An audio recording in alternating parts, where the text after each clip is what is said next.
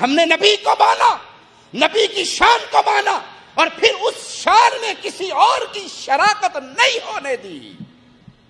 تم نے اس شان کا نام تو لیا لیکن دکانداری اپنی کھولی، پیروں کی پوجا تم نے کروائی، باپوں کی پوجا تم نے کروائی، تم نے الہی مقام اپنے پیروں کو دیا۔ نہیں یقین کرتے ہو تو آؤ میں یقین کرواؤں کہ عادت ہے مجھے دلیل دینے کی۔ نوری بوری والے کو نہیں رب مانا، وہ قوالی کبھی نہیں سنی آپ نے؟ لوکی عرشاں اتے لب دینے رب بوری والے دے اولے آ بیٹھا، نہیں سنی؟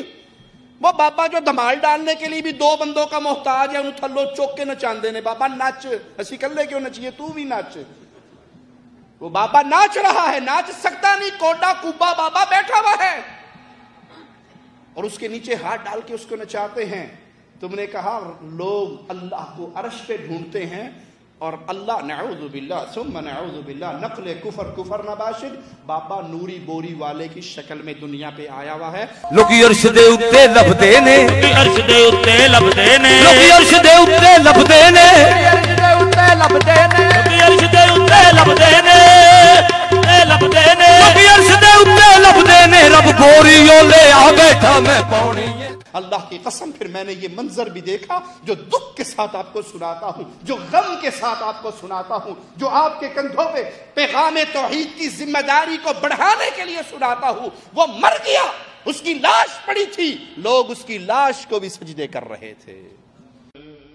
جلوائے دلدار میرے دل میں ہے، جلوائے۔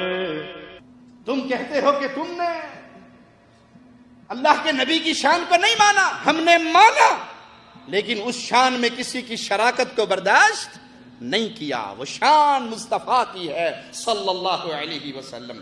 پیارے حبیب علیہ الصلوۃ والسلام کے دست مبارک اتنے نرم ہوا کرتے تھے کہ صحابی کہتے ہیں اللہ کی قسم ہم نے آپ کے ہاتھ سے زیادہ نرمی نہ ریشم میں دیکھی اور آپ کی ہاتھوں کی خوشبو سے زیادہ مہک نہ کسی خوشبو میں دیکھی۔